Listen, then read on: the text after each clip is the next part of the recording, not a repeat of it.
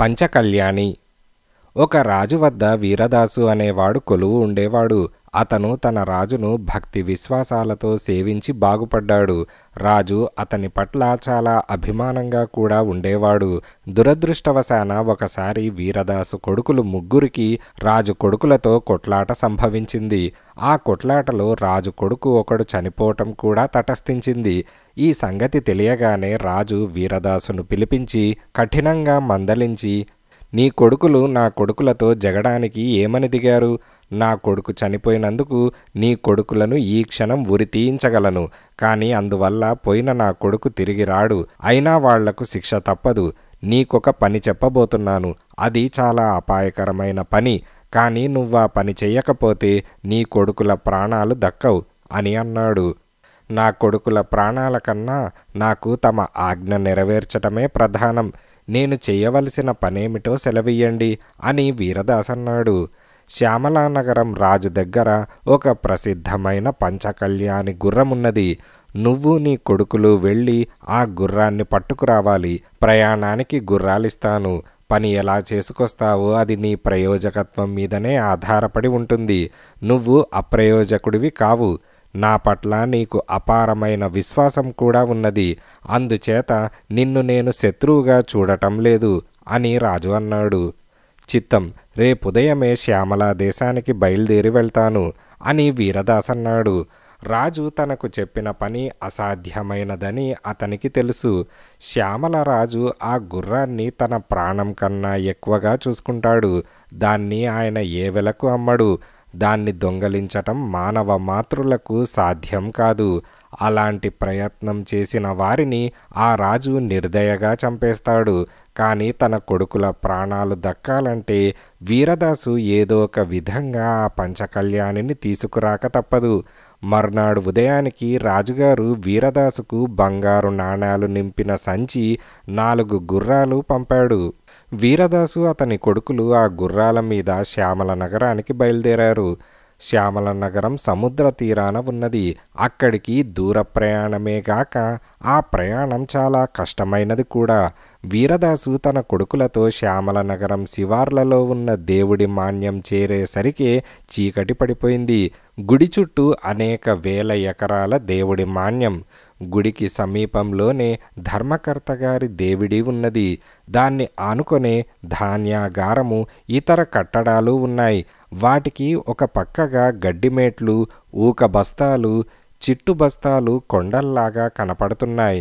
వీరదాసు తిన్నగా ఆ ధర్మకర్త గారి దేవుడికి వెళ్ళి తనను తన కొడుకులను ఆ పెద్ద మనిషికి పరిచయం చేసుకొని, మాకు మీ నగరం కొత్త. మేము ఒక రాచకార్యం మీద బయలుదేరి వచ్చాం. ఇప్పుడే చీకటి పడిపోయింది. అందుచేత ఈ రాత్రికి మా భోజన సదుపాయాలు, పడక మీరు ఏర్పాటు చేసినట్టయితే మీ రుణముంచుకోం అని చెప్పాడు. ధర్మకర్త వీరదాసు చేత ఉన్న బరువైన సంచి కేసి చూసి అందులో ఉన్నది బంగారమని గ్రహించి, అతిథులు ఎంతటి మర్యాదకైనా తగుదురని తెలుసుకొని, మీరంతగా చెప్పాలా? చాలా దూరం నుంచి వచ్చారు. ఈ రాత్రికి మీకు కావాల్సిన విధంగా జరుపుతాను. మీలాంటి అతిథులు బహు అరుదుగా వస్తారు అని అన్నాడు. వీరదాసు అతని కొడుకులు సుఖంగా స్నానాలు చేసి షడ్రసోపేతంగా భోజనాలు చేసుకున్నారు.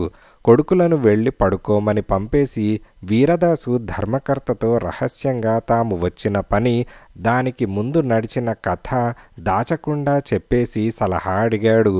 వాళ్ళు పంచకళ్యాణి తీసుకుపోవటానికి వచ్చారని తెలియగానే ధర్మకర్త నిర్ఘాంతపోయాడు. ఆయన వీరదాసుతో, అయ్యా, మీరు వృధాగా శ్రమపడ్డారు.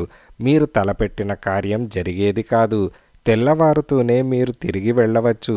మా రాజుగారు ఆ గుర్రాన్ని మీకమ్మరు. దాన్ని దొంగలించటం కూడా మానవ మాతృల తరం కాదు. తెలియక ఎవరన్నా అలాంటి ప్రయత్నం చేసినా వారి ప్రాణాలు దక్కవు. నిజం చెబుతున్నాను అని అన్నాడు.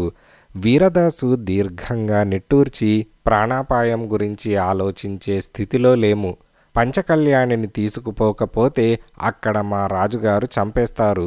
కాకపోతే మానవ యత్నం లేకుండా చావటం మాకిష్టం లేదు. అందుచేత ప్రాణాలు పోయినా సరే పంచకళ్యాణిని తస్కరించటానికే ప్రయత్నిస్తాం. మా రాజుగారి సేవలో చచ్చామన్న కీర్తైనా మాకుంటుంది. రాజద్రోహులనిపించుకొని చచ్చేదానికన్నా ఇది మేలు కదా. పోతే మాకు మీరొక్క సహాయం చేయవచ్చు. మమ్మల్ని ఎలాగైనా రాజుగారి అశ్వశాలలో ప్రవేశపెట్టే మార్గం చూడండి. ఈ సంచిలోని బంగారమంతా మీకిచ్చుకుంటాను.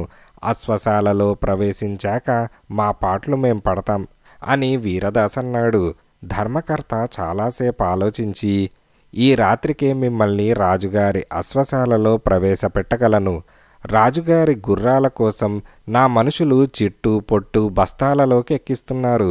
ఆ బస్తాలలో పెట్టి మిమ్మల్ని కూడా పంపవచ్చు.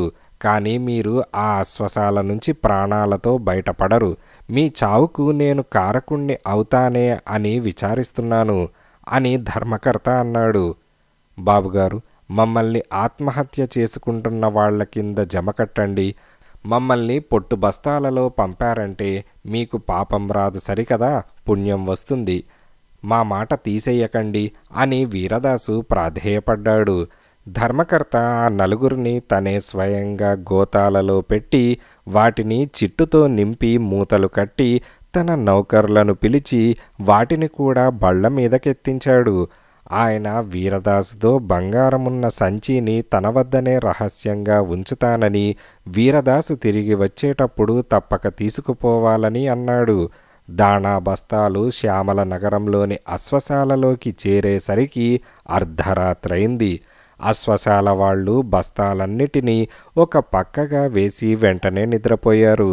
అంతా సద్దుమణగగానే వీరదాసు అతని కొడుకులు గోతాలు చించుకొని బయటకు వచ్చి ఏమాత్రం అలికిడి చేయకుండా పంచకళ్యాణి కట్టి ఉన్న కొట్టం కోసం వెతికి పట్టుకున్నారు. పంచకళ్యాణి మేలుజాతి అశ్వం కావటం చేత దాన్ని వాళ్ళు తేలికగా గుర్తించగలిగారు. అది కూడా కొత్త వాళ్లను చూడగానే ఉద్రేకం చెంది కళ్ళు పెద్దవి చేసి చిన్నగా వణకసాగింది. ఇదేమీ గమనించకుండా వీరదాసు చప్పున దాన్ని సమీపించి దాని మెడకున్న కట్టుతాడు విప్పబోయాడు. అతని చెయ్యి తగలగానే గుర్రం గట్టిగా సకిలిస్తూ కాళ్ళు జాడించి వీరదాసును, ఆయనకు సహాయం వచ్చిన ఆయన కొడుకులను తన్నబోయింది. వాళ్ళు నలుగురు దూరంగా పారిపోయి తమ తలలు పగలకుండా కాపాడుకున్నారు. ఇంతలో రక్షక భటులు రానే వచ్చి వీరదాసును, అతని కొడుకులను పట్టి బంధించి అప్పటికప్పుడే రాజుగారి దగ్గరకు తీసుకుపోయారు. వీళ్ళు పంచకళ్యాణి కోసం వచ్చారా? తెల్లవారిందాకా అశ్వశాలలోనే బంధించి ఉంచండి. రేపుదయం విచారణ చేద్దాం అని రాజు అన్నాడు. తెల్లవారగానే రాజు బందీలను తన ఇంటికి పిలిపించి వారి కట్లు విప్పించి కూర్చోమని మర్యాద చేసి, మీరెవరు, ఏ కారణం చేత ఈ అపాయంలో చిక్కుకున్నారు, మీ కథంతా చెప్పండి అని రాజు అన్నాడు. వీరదాసు ఏమీ దాచకుండా జరిగిందంతా చెప్పాడు. అంతా విని శ్యామలరాజు, వీరదాసు, ఇందులో నీ స్వార్థమేమీ లేదని నేను నమ్ముతున్నాను. కానీ మీరందరూ ఈ క్షణాన చాలా అపాయకరమైన స్థితిలో ఉన్నారు. ఇంతకన్నా అపాయకరమైన స్థితి నీకు ఎప్పుడైనా సంభవించిందా? సంభవించి ఉన్నట్టయితే చెప్పు. దాన్ని నేను విశ్వసించగలిగితే నీ కొడుకులలో ఒకణ్ణి ప్రాణాలతో వదిలేస్తాను అని శ్యామలరాజన్నాడు.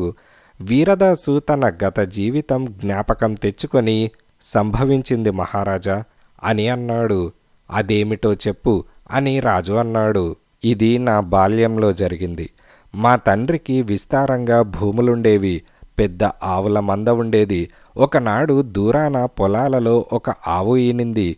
మా నాన్న నన్ను ఆ ఆవును దూడను ఇంటికి తీసుకురమ్మన్నాడు. నేను సూర్యోదయానే అక్కడికి వెళ్ళి దూడనెత్తుకొని బయలుదేరాను. ఆవు నా వెనకాలే రాసాగింది. నేను కొద్ది దూరం నడిచేసరికి పెద్ద పెట్టున వర్షం ప్రారంభమైంది. వర్షం నిలిచేదాకా ఎక్కడైనా నిలవవలసి వచ్చింది. కొంత దూరంలో ఏదో గుడిసె కనిపిస్తే అందులో నేను దూడతోనూ ఆవుతోనూ సహా తలదాచుకున్నాను. కొద్దిసేపటికల్లా ఆ గుడిసెలో 12 పెద్ద పిల్లులు వచ్చాయి. వాటిలో ఒకటి మిగిలిన వాటికి పెద్దలాగా కనపడింది. ఆ పెద్ద పిల్లి మిగతా పిల్లులకేసి తిరిగి అరవనారంభించింది. పిల్లులన్నీ ఒక్కసారి కోలాహలంగా కూతలు పెట్టాయి. వాటి అరుపులు చాలా భయంకరంగా ఉన్నాయి. అలా అరచి అరచి అవన్నీ ఆవు దూడ మీద పడి కొద్దిసేపట్లోనే దాన్ని చీల్చి తినేశాయి. నాకు వాటిని చూస్తే భయము కోపము కూడా వచ్చింది. వాటిని తరిమి కొట్టబోయాను, కానీ నాకు సాధ్యం కాలేదు. అవి నా అదిరింపులకు ఏమాత్రం లక్ష్య పెట్టలేదు. తర్వాత అవి మళ్ళీ అన్నీ కలిసి పెద్ద పెట్టున భయంకరంగా అరిచాయి. వాటి ఆకలి ఇంకా తీరినట్టు లేదు. ఈసారి అవి ఆవు మీద పడి ఎముకలు తప్ప ఏమీ మిగలకుండా తినేశాయి. నాకు భయం జాస్తి అయింది. అవి మూడోసారి అరుపులు ఆరంభించేసరికి ఈసారి వంతు నాదేనని తెలుసుకొని కాలి సత్తువ కొద్దీ అడవిలోకి పరిగెత్తాను. ఆ రాక్షసి పిల్లులు నన్ను తరుముకుంటూ వచ్చాయి. అయినా నేను వాటికి అందకుండా పరిగెత్తిపోయి గుబురుగాను ఎత్తుగాను ఉన్న చెట్టెక్కి వాటికి కనపడకుండా చిటారు కొమ్మ గుబురులో దాక్కున్నాను. పిల్లులు నా జాడ తెలియక చెట్ల మధ్య చాలాసేపు కారాడాయి. అవి ప్రాణం విసిగి వెళ్ళిపోతాయేమోనని ఆశపడ్డాను. కానీ పిల్లుల పెద్ద నేనున్న చెట్టు కిందకే వచ్చి తలెత్తి నన్ను పసిగట్టి పైకి చూస్తూ అక్కడే తిష్టవేసింది. త్వరలోనే మిగతా పిల్లులు కూడా అక్కడికి చేరాయి. అవి నన్ను వదిలిపెట్టదలచలేదు. వాటిలో ఒకటి చెట్టెక్కి రావటం ప్రారంభించింది. అది నాకు అందుబాటులోకి వచ్చేదాకా ఆగి నా దగ్గర ఉన్న కత్తితో దాన్ని పొడిచి చంపాను. అది కాస్త కింద ఉన్న తోటి పిల్లుల మీద పడింది. దానితో పిల్లుల పెద్దకు ఆగ్రహం వచ్చింది. అది పాములాగా బుసకొట్టి మిగిలిన పిల్లులతో ఏదో అన్నది. వెంటనే పిల్లులన్నీ కలిసి నేనెక్కిన చెట్టు వేళ్లలో ఒక పెద్ద వేరును తెంపటానికి దాని చుట్టూ తమ గోళ్లతో తవ్వనారంభించాయి. త్వరలోనే ఆ వేరు తెగి చెట్టు కొంచెం ఒరిగింది. చెట్టు పడిపోతున్నదని భయపడి నేను చావుకేకొకటి పెట్టాను. చెట్టు ఒరిగిందే కానీ పడలేదు. పిల్లులు మరొక పెద్ద వేరును తెంపటానికి ఉపక్రమించాయి. అది కూడా తెగిపోయేసరికి చెట్టు మరికొంచెం ఒరిగింది. నేను ప్రాణభయంతో మళ్ళీ చావుకేకలు పెట్టాను. పిల్లులు ఇక మరొక వేరును తెంపే ప్రయత్నం ప్రారంభించాయి. ఈ పని పూర్తయ్యేసరికి చెట్టు ఒరిగి నేల మీద పడిపోయింది.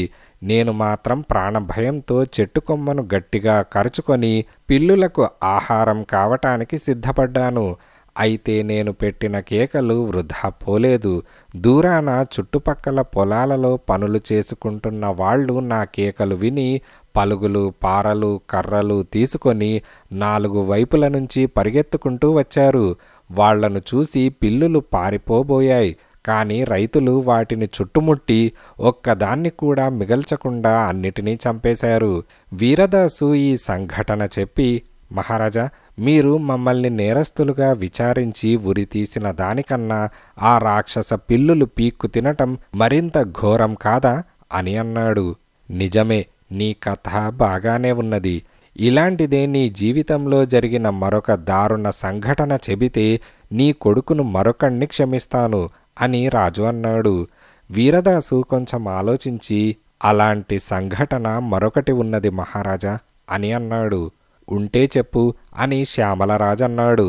నేను కాస్త పెరిగాక ఒకనాడు సముద్ర తీరాన కొండల్లో వేటాడబోయాను. ఒక నిటారు కొండ ఎక్కుతూ ఉండగా దాని వెనక నుంచి పొగ పైకి లేస్తూ కనపడింది. ఆ పొగకు కారణం తెలుసుకుందామని కొండ చివరకు ఎక్కాను. ఒక కనుమలో నుంచి ఆ పొగ వస్తున్నది. కనుమలోకి తొంగి చూసేసరికి పొగకు ఊపిరి సలపక తల తిరిగిపోయింది. నేను ఆ కనుమలోకి దొర్లిపోయాను. అదృష్టవశాన దెబ్బలు బలంగా తగల్లేదు. కానీ ఆ కనుమ నుంచి ఎలా బయటపడాలో తెలియలేదు. ఎందుకంటే కిందకి దొర్లిన కొండను ఎక్కడం నాకు సాధ్యంగా కనిపించలేదు. నేను తల ఎత్తి పైకే చూశాను గాని పక్కలకు చూడనే లేదు. ఇంతలో ఒక పక్క నుంచి ఏదో చప్పుడు వినిపించింది. అటు చూద్దును కదా, ఒక రాక్షసుడు 20 మేకలను ఒక లేడిని తోలుకుంటూ వస్తున్నాడు. వాడు వాటన్నిటినీ ఒక గుహలోకి తోలి నా దగ్గరకు వస్తూ, వచ్చావా, నీకోసం కత్తి నూరి ఉంచాను అని అన్నాడు. ఛీ, నేననగా ఎంత? నీకొక పంటి కిందకి చాలను. అయితే నీ కన్నొకటి పోయినట్టున్నది. నేను కంటి వైద్యంలో నిపుణుణ్ణి. పోయిన నీ కన్ను తెప్పిస్తాను అని అన్నాను. వాడు సరేనన్నాడు. నేను వాడి చేత గంగాళంలో నీరు కాగబెట్టించి అందులో వాణ్ణి కూచోమని గుప్పెడు గడ్డి మొక్కలు తెచ్చి వాడి కళ్లకు పట్టీ వేస్తున్నట్టు వేస్తూ, వాడి మంచి కన్ను కూడా పొడి చేశాను. నేను తనను గుడ్డివాణ్ణి చేశానని గ్రహించగానే వాడు గంగాళంలో నుంచి ఒక్క దూకు దూకి వెళ్ళి గుహద్వారానికి అడ్డంగా కూర్చున్నాడు. అక్కడ కూర్చొని వాడు నన్ను రకరకాలుగా తిట్టసాగాడు. నేను ఆ రాత్రంతా గుహ గోడను కరుచుకొని కూర్చున్నాను. గట్టిగా ఊపిరి తీస్తే వాడికి నా జాడ తెలిసిపోతుందని ఎంతో భయపడ్డాను. తెల్లవారి పక్షుల కలకలం వినిపించగానే ఆ రాక్షసుడు నాతో, నిద్రపోతున్నావా? నా మేకలను విప్పు అని అన్నాడు. నేను నా వేట కత్తితో వాడి లేడిని చంపి దాని తోలు ఒలవటం మొదలుపెట్టాను. ఏం చేస్తున్నావు అని రాక్షసుడన్నాడు. ముడులు ఒకంతట రావటం లేదు, చాలా గట్టిగా ఉన్నాయి అని నేనన్నాను. తర్వాత ఒక్కొక్క మేకనే వదిలాను. రాక్షసుడు ఒక్కొక్క మేకనే తడివి గుర్తుపడుతూ, తెల్లమేక, నిన్ను నేను చూడలేను గాని నన్ను నువ్వు చూడగలవు కదా అంటూ ప్రతి మేకను పేరు పేరున పలకరించి బయటకు పోనిచ్చాడు. చివరకు లేడితోలు కప్పుకొని పాక్కుంటూ నేను బయటకు బయలుదేరాను. రాక్షసుడు లేడి చర్మం మీద నిమిరి, అయ్యో నా లేడి, నేను నిన్ను చూడలేను గాని నువ్వు నన్ను చూడగలవు కదా అంటూ నన్ను బయటకు పోనిచ్చాడు. గుహ దాటి రాగానే నాకు ఆకాశము, సముద్రము, ఎండ కనిపించి ప్రాణం లేచి వచ్చినట్టయింది. ఆ ఆనందంలో, ఒరేయ్ గుడ్డి రాక్షసుడా, నన్ను పట్టుకోలేకపోయావు అని కేకలు పెట్టాను. రాక్షసుడు నా కేకలు విని, ఎంత మోసగాడివిరా, మెచ్చుకున్నాను, నా జ్ఞాపకార్థం ఈ ఉంగరం తీసుకో అని పిలిచాడు. నేను ఆ ఉంగరం కోసం నీ దగ్గరికి రాను, దాన్ని నాకేసి విసురు అని అన్నాను. రాక్షసుడు ఒక ఉంగరాన్ని నా దిక్కుగా విసిరాడు. నేను దాన్ని నా వేలికి తగిలించుకున్నాను. ఉంగరం నీ వేలికి సరిపోయిందా అని రాక్షసుడు అడిగాడు. ఓ, చక్కగా సరిపోయింది అని అన్నాను. రాక్షసుడు పెద్దగా నవ్వి, ఉంగరమా, ఎక్కడున్నావు అని కేక పెట్టాడు. ఇక్కడే ఉన్నాను అని నా వేలి ఉంగరం జవాబిచ్చింది. దాని ధ్వనిని బట్టి రాక్షసుడు నాకేసి రాసాగాడు. నాకు పెద్ద ప్రమాదం దాపరించింది. ఉంగరం తీద్దామంటే ఒకంతట వచ్చేటట్టు కనపడలేదు. నా కత్తితో ఉంగరం వేలు కోసేసి ఉంగరంతో సహా దాన్ని దూరంగా సముద్రపు అగాధంలోకి విసిరేశాను. ఈ లోపల రాక్షసుడు ఉంగరాన్ని, ఎక్కడున్నావు అని అడుగుతూ ముందుకు వస్తున్నాడు. ఉంగరం సముద్రంలో నుంచి, ఇక్కడే ఉన్నాను అని జవాబిచ్చింది. రాక్షసుడు సముద్రంలోకి పరిగెత్తుకుంటూ వెళ్ళి అగాధంలో పడి మునిగి చచ్చిపోయాడు. తర్వాత నేను రాక్షసుడి గుహకు తిరిగి వెళ్ళి అక్కడ ఉన్నదంతా కొల్లగొట్టి ఎలాగో ఇల్లు చేరుకున్నాను. వీరదాసు ఈ సంఘటన చెప్పి, ఆనాడు నాకెదురైన ప్రమాదం చాలా గొప్పది. నా ఉంగరం వేలు పోయిందే గాని నాకు మరే అపాయమూ కలగలేదు అంటూ తన చెయ్యెత్తి రాజుకు చూపించాడు.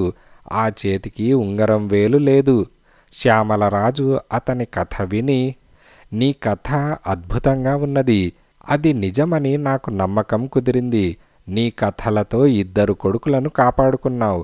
అలాంటి కథ మరొకటి ఉంటే చెప్పి నీ 3వ కొడుకు ప్రాణాలు కూడా కాపాడుకో అని శ్యామలరాజు అన్నాడు. వీరదాసు కొంచెం ఆలోచించి, నా జీవితంలో ఇంతకన్నా కూడా ప్రమాదకరమైన సంఘటన జరిగింది అని అన్నాడు. అయితే చెప్పు అని రాజు అన్నాడు. రాక్షసుడి గుహ నుంచి వచ్చిన కొద్ది కాలానికే నాకు మా వాళ్ళు పెళ్లి చేశారు. నేను కూడా సంచారాలు కట్టిపెట్టి ఇంటి పట్టునే ఉంటూ వచ్చాను. కానీ తిరిగే కాలూరుకుంటుందా? ఒకనాడు సముద్ర తీరాన వేటాడబోయాను. సముద్రం ఒడ్డున ఒక అందమైన పడవ కనిపించింది. అదేమిటో చూద్దామని అందులోకి ఎక్కాను.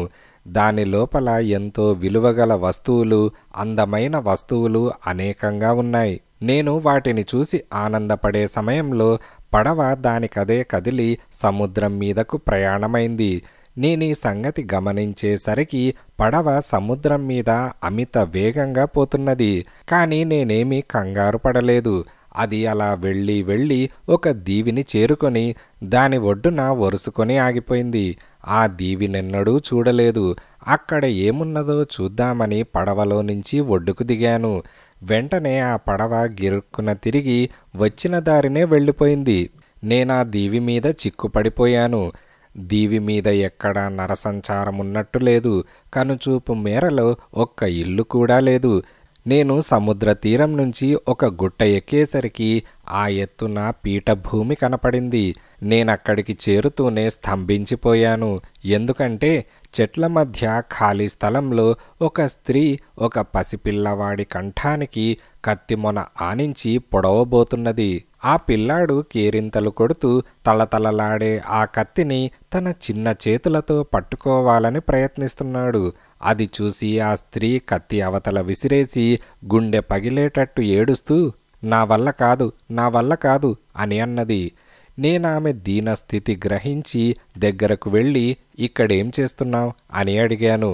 ఆమె నా గొంతు విని పిల్లవాణ్ణి తన గుండెకు అదుముకుంటూ లేచి పారిపోబోయింది. కానీ నేను పరిగెత్తి వెళ్ళి ఆమెను చేరుకొని భయపడకు, నేను నీ స్థితిలోనే ఉన్నాను అని అన్నాను. అది నిజమే, కానీ ఇక్కడికి ఎలా వచ్చావు అని ఆమె అడిగింది. నేను నా అనుభవమంతా చెప్పాను. నేను కూడా నీలాగే ఇక్కడికి అనుకోకుండా వచ్చి చేరాను. పిల్లవాణ్ణి ఎత్తుకొని సముద్ర తీరాన నడుస్తూ పడవను చూసి నేరక అందులోకి అడుగుపెట్టాను. ఏం జరిగింది తెలుసుకునే లోపల పడవ ఈ దీవికి చేరనే చేరింది.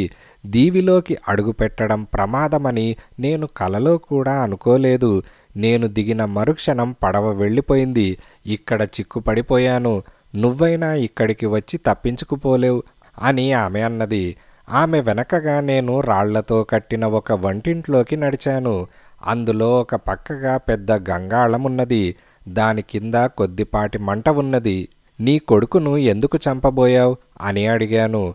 నా ప్రారబ్ధం ఏమని చెప్పను. వీణ్ణి రాక్షసుడికి వండి పెట్టాలి, అందుకే గంగాళం కింద మంట చేశాను అని ఆమె కన్నీరు కార్చుతూ అన్నది. నీరు త్వరగా మరగకుండా మంట చిన్నది చేసిందట. కానీ రాక్షసుడు వచ్చి మంట పెద్దది చేస్తాడు. ఆమె ఆ మాట అంటూ ఉండగానే భూమి అదిరింది. రాక్షసుడు దూరాన వస్తున్నట్టు తెలిసింది. ఏం చేయాలి, ఏం చేయాలి అని ఆమె లబలబలాడింది. నీ పిల్లవాణ్ణి ఎక్కడన్నా దాచు, నేను గంగాళంలో కూర్చుంటాను అంటూ నేను గంగాళంలోకి చేరి పైన మూత వేసుకున్నాను. అదృష్టవశాన నీరు ఇంకా అంతగా వేడెక్కలేదు. రాక్షసుడు వస్తూనే ఆమెను చూసి పిల్లవాణ్ణి ఉడకబెట్టావా అని అడిగాడు. ఇంకా నీరు మసులు పట్టలేదు అని ఆమె అన్నది. నేను నీటిలో నుంచి బుడగల చప్పుడు చేశాను. అది పిల్లవాడే చేస్తున్నాడనుకొని రాక్షసుడు పొట్ట ఎగిరేటట్టు నవ్వుతూ గంగాళం కింద మంట పెద్దది చేసి దాని పక్కనే నడుం వాల్చాడు. క్రమంగా గంగాళంలో నీరు వేడెక్కసాగింది. నేను అందులో ఉడకక తప్పదనుకున్నాను. గంగాళం కింది భాగం భరించరానంతగా వేడెక్కింది. ఇంతలో రాక్షసుడు గురక పెట్టనారంభించాడు. ఆమె గంగాళం మూత ఎత్తి బతికున్నావా అని రహస్యంగా అడిగింది. కొస ప్రాణం ఇంకా పోలేదు అని నేనన్నాను. మూత ఎత్తి గంగాళంలో లేచి నిలబడి రాక్షసుడు మంచి నిద్రలో ఉన్నాడు. నేను గంగాళంలో నుంచి శ్రమపడి దిగాను. కానీ తర్వాత ఏం చేయాలి? ఆమె సైగ చేసి రాక్షసుడి పక్కన ఉన్న బల్లెం చూపించింది. అది చాలా పెద్దది. నేను ఆ బల్లెం పట్టుకొని ఎత్తాను. అది చాలా బరువుగా ఉన్నది. ఎలాగో చావు తప్పే దారి లేదు. ఆ బల్లాన్ని 2 చేతులతో ఎత్తి నాకున్న శక్తి అంతా ఉపయోగించి రాక్షసుడి కళ్ళ మధ్య దిగవేశాను. అది వాడి తలను దూసుకొని జానెడు లోతున భూమిలోకి దిగబడిపోయింది. రాక్షసుడు కిక్కురుమనకుండా చచ్చాడు. నా ఆనందం ఏమని చెప్పను. ఆ స్త్రీని పిల్లవాణ్ణి వెంటబెట్టుకొని సముద్ర తీరానికి వచ్చాను. అక్కడ పడవ సిద్ధంగా ఉన్నది. మేం దాని మీద ఎక్కేసరికి అది బయలుదేరి తిరిగి మా తీరానికి వచ్చేసింది. తర్వాత ఆమె దారిన ఆమె పిల్లవాడితో సహా వెళ్ళిపోయింది. వీరదాసు ఈ సంఘటన చెప్పి, ఈ సంఘటనకు మహారాజుగారు నమ్ముతారో లేదో అని అన్నాడు.